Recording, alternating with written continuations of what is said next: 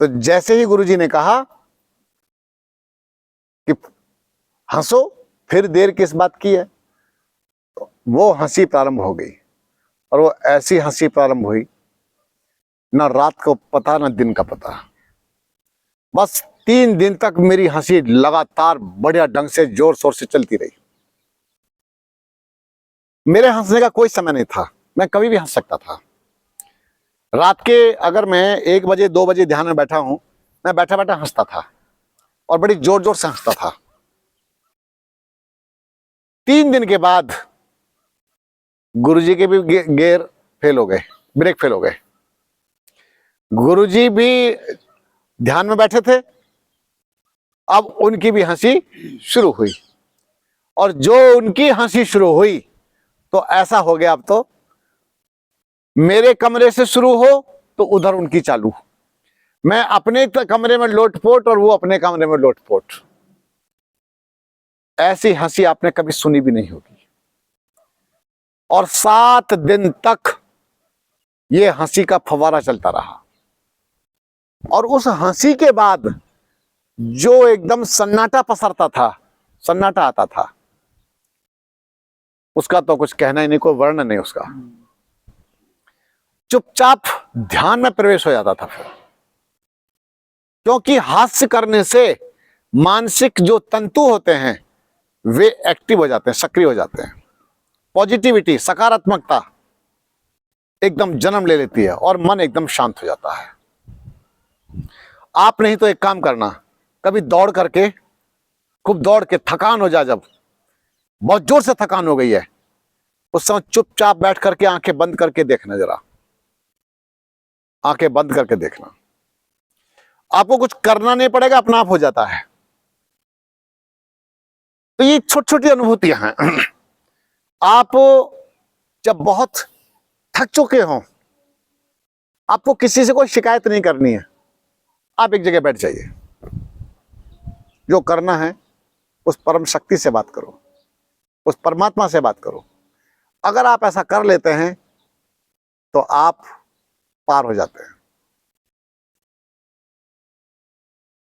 वशिष्ठ मुनि जी एक बात लिखा करते थे, उनकी एक पंक्ति होती थी, ऊपर लिखते थे, जरा सी बात। पोस्ट कार्ड पर पोस्ट कार्ड भेजते रहते थे, मेरे पास भी काफी सारे आए बाद में। जरा सी बात, फिर नीचे क्या लिखते थे जरा सी बात में, कि जीवन एक खेल है, परंतु खेल ही तो जीवन नहीं। इस रहस्य को जो समझा वो खिलाड़ी, और जो ना समझा वो अनाड़ी। इस जीवन के खेल को समझना बहुत आवश्यक है, और तुम्हें खुल के खेलना ही पड़ेगा। अगर तुम खेल के मैदान में हो, खेलना पड़ेगा, लेकिन रहस्य को समझ लो, वरना हार जाओगे। तुमको उन खिलाड़ियों की भी एक एक बात का पता होना चाहिए, उसके दाव पेच का पता होना चाहिए। सामने वाले के दाव पेच का पता ना हो और तुम खेलने पहुंच जाओ तो तुम्हें परास्त कर देगा। मैंने एक बार चुनौती दे दी थी, बता ही देता हूं। चुनौती दे दी थी किनको? एथलीट्स को। क्या चुनौती दी? एथलीट की टीम को, पूरी टीम को चुनौती दी थी, अकेले व्यक्ति ने। मेरे गुरुजी ने मुझसे कहा कि विनोद, यहां गुरुजी, बेटा ये पत्र कार्यक्रम होने वाला है, पत्र जाने हैं हापुड़। हापुड़ और जहां आश्रम है वो दूरी लगभग 42 किलोमीटर है एक ओर से। मैंने कहा स्वामी जी कैसे जाऊं, साइकिल से जाऊं या बस से जाऊं? बोले भाई ये तू देख। तो मैंने उठाई साइकिल, 42 किलोमीटर की रेस लगानी शुरू कर दी। पहुंच गया हापुड़ और फिर वहां घूमा। पत्र बांटने भी तो थे भाई, जाने जाना थोड़ी, वहां पत्र बांटने हैं। वहीं पत्र बांटे और बांट करके जब मेरा होगा काम पूरा तो 4 बजे से पहले पहले मैं अपने आश्रम फिर वापस आ गया। कितने किलोमीटर साइकिल हो गई? 84 किलोमीटर तो वो जो दूरी है, लेकिन वहां घूमने का रहा अलग, 2 किलोमीटर वहां भी ज्यादा ही घुमाऊंगा।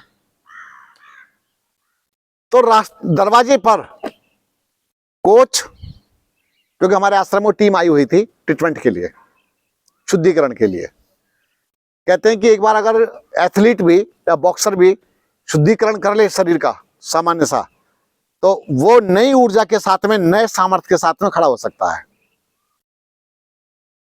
मेरे साथ में बॉक्सर भी जुड़े हुए हैं, सभी तरह के लोग अभी हैं। तो कोच ने यूं ही टोक दिया मुझे, बोले ब्रह्मचारी जी दौड़ने चलोगे। अब उस भले आदमी को क्या बताऊं मैं कि मैं कितनी दूर से आया हूं, पूरी दोपहरी मेरे सिर पर चली गई है, और 84 किलोमीटर मायने रखता कुछ नहीं साइकिल चलाना।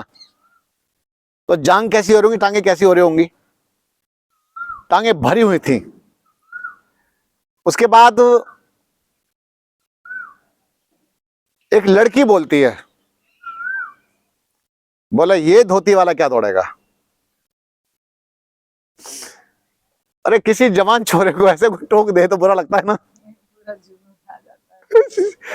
पूरा जुनून, पूरा का पूरा, बस सोच लो वो जो थकान थी ना, एक ही झटके में गायब हो गई। नहीं नहीं, खतरनाक ऊर्जा जागरूक हो गई। अब तो यही था कि बदला लेना है और बदला हो सकता है इसको हरा के। उसका परिणाम जानते क्या हुआ? दौड़ ऐसे नहीं शुरू हुई। मैं गुरुजी के पास गया, मैं कहा जरा ठहरिए। गुरुजी की एक आदत थी, जब मैं प्रणाम करता था सिर झुका करके, तो मेरी पीठ पर ऐसे हाथ मारते थे, ओए शाबाश। मैंने कहा जी एक और मारो। तो बोले क्या हुआ? उनको पता लग गया कि कुछ हो गया, वरना ऐसे नहीं बोलता कि एक और मारो। स्वामी जी जोर से मारो। बोलो ओए शाबाश। मैं बस अब मैं देख लूंगा। जानते क्या हुआ? मैं नीचे पहुंच गया। मैं तो ऐसे बांधता हूं ना, स्वामी रामदेव की तरह मैंने इसके ऊपर बांधा और पीछे खुद लांग लगाई, नंगे पैर, वो जूते कसे हुए सबके, नंगे पैर, बस रेडी हो गया फाइट के लिए। फाइट थी मेरे लिए। तो मैं किन लोगों से टकरा रहा हूं? जो उसके 5-5, 7-7 साल पुराने धावक हैं, एथलीट हैं, उनके सामने खड़ा हो गया। तो जब मैं उनके सामने खड़ा हो सकता हूं, तो याद रखना मैं समाज की किसी भी कुरीति और बुराइयों के सामने सीना खोल करके सामने खड़ा हो सकता हूं। आज भी इतना भी भय नहीं है, और थोड़ा सूझबूझ से काम लेता हूं, जबरदस्ती नहीं उलझता। तो उसके बाद मैं तैयार हो गया जी। बोले दौड़ोगे? मैंने कि दौड़ेंगे। रेस हमारी शुरू हुई, वो कोच मोटरसाइकिल पर और हम सारे के सारे पैदल, और मैं नंगे पैर। हम दौड़ते दौड़ते काफी लंबे निकल गए, क्योंकि लंबी रेस थी उनकी। तो जब हम पहुंच गए काफी दूर, तो कच्ची जगह में फिर हमारी जैसे वो परेड होती है, रिमांड। बोले वहां से वहां तक जाइए, वहां से वहां तक जाइए, फिर जाइए और फिर जाइए और फिर जाइए। मुझे नहीं पता क्या बोलते हैं, आप मेरी बात को समझ गए होंगे। उसके बाद मैंने आपको बताता हूं, 5 साल से प्रैक्टिस करने वाले 5-6 लोगों को ऐसा पछाड़ा, लड़कों को, उनको मैंने हाथ नहीं धरने दिया। उस लड़की को पछाड़ दिया। जिसने टोका था उसको तो पछाड़ ही दिया। तो बोलती है क्या करेगा धोती वाला, मैंने यूं ही समझ लिया है।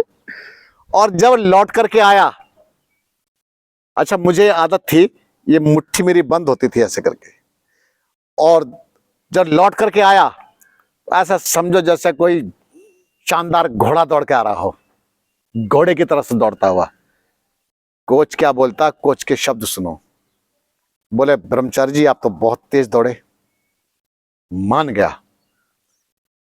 और मैंने कहा मेरी बात सुनो, अगर 84 किलोमीटर साइकिल ना चलाई होती तो आज बताता कि दौड़ कैसी होती है। ये तो मैं 84 किलोमीटर साइकिल चलाने के बाद दौड़ा हूं इतना। बोले क्या बात है? कि सही बोलता हूं, गुरु से पूछ के आओ। मैं हापुड़ से लौट के आ रहा हूं, अभी आया था लौट करके, और लड़की ने मुझे टोक दिया आपने। कि ऐसे नहीं टोकना चाहिए, वो मेरी बात सुनते ही मेरे गुरुजी के पास गया कोच, और उसने जाकर के पल्ला यूं फैलाया कि मुझे आपसे कुछ नहीं चाहिए गुरुजी, इसको दे दो। तो उन्होंने मना कर दिया। मना करने का परिणाम ये हुआ, बोले गुरुजी बोले कि तुम इसे प्रैक्टिस कराओ, प्रैक्टिस में मुझे कोई दिक्कत नहीं है, लेकिन मैं तुम्हें परमानेंट नहीं दे सकता, क्योंकि मुझे इससे बहुत काम करवाने हैं, आगे इसको बहुत काम करना है। बात समझ में आ रही है? फिर मेरी प्रैक्टिस तो जारी हो गई।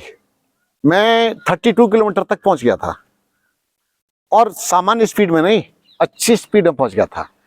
लाल बहादुर नेहरू स्टेडियम दिल्ली में मेरा नाम भी पहुंचा दिया गया था दौड़ने के लिए, और मैंने ठान लिया था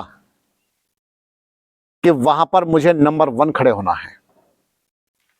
मैं कि टेलीविजन के पर्दे पर हम दिखाई देंगे, यूं करके ऐसे करके हम दिखाई देंगे, क्योंकि उस समय टेलीविजन के पर्दे पर आना बहुत बड़ी बात हुआ करती थी। आज तो टेलीविजन आप सबकी मोबाइल जेब में रखा है, तो कुछ भी देख लो, क्यों जी। उसके बाद जानते क्या हुआ,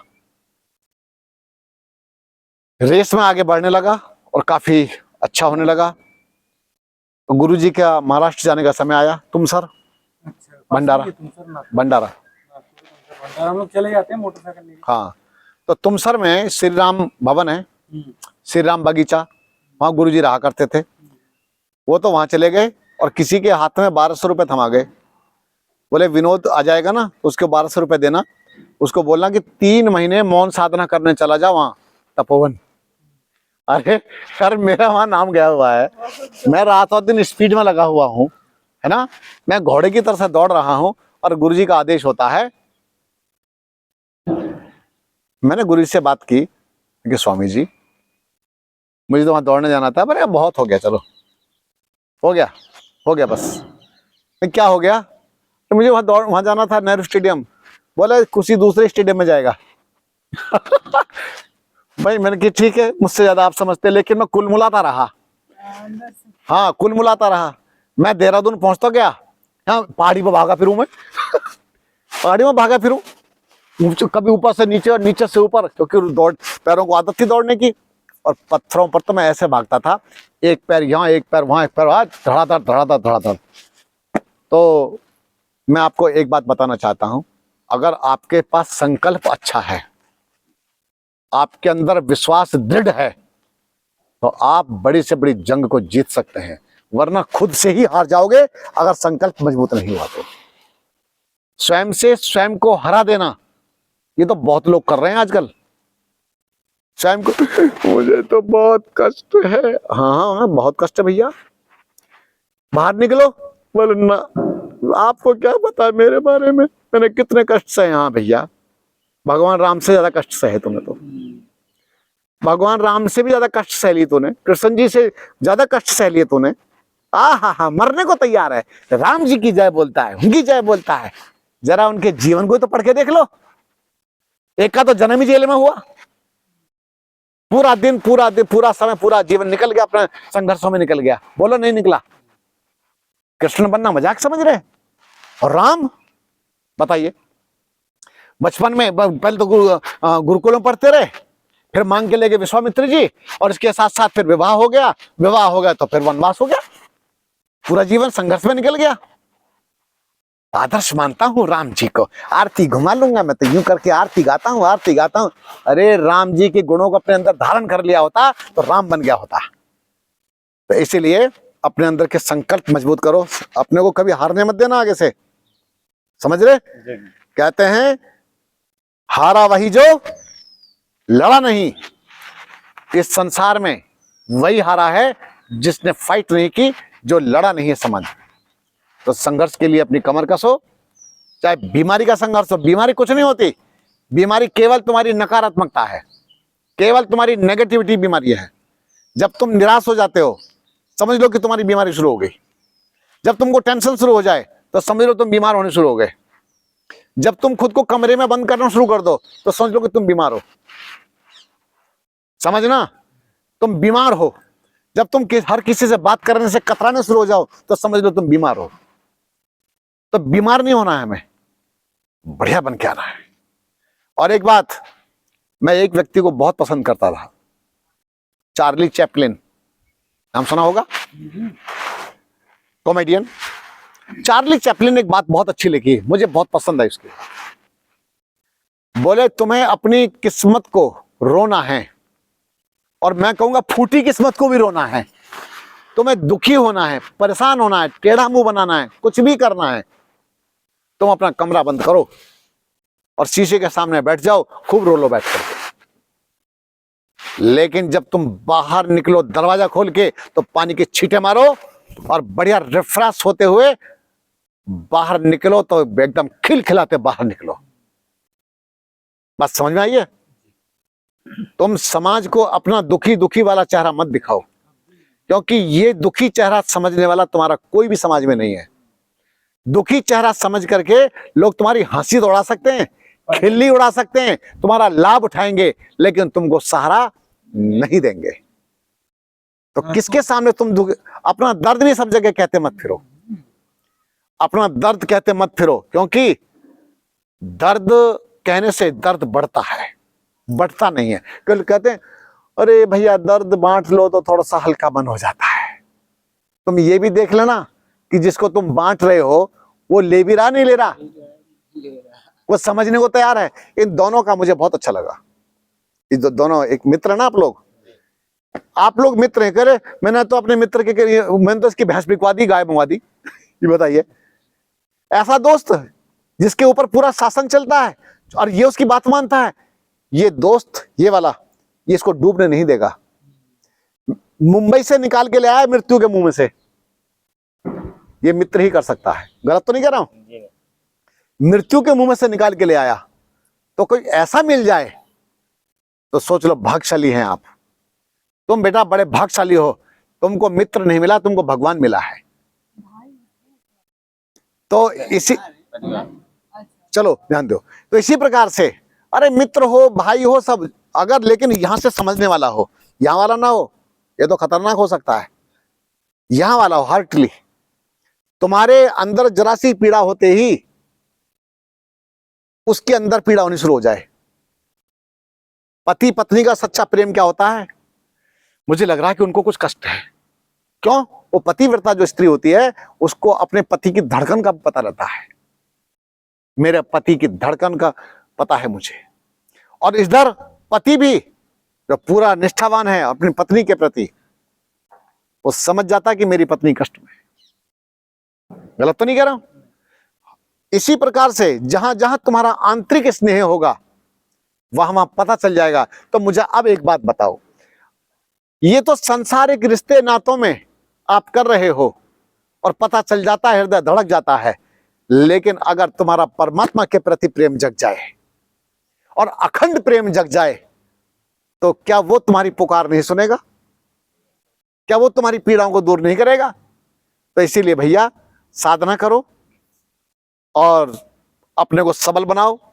दुर्बल नहीं बनाना है, निर्बल नहीं बनाना है, सात्विक और पवित्र जीवन जीना है और ज्येष्ठ और श्रेष्ठ बनो। बहुत बहुत शुभकामनाएं, बहुत बहुत आशीर्वाद।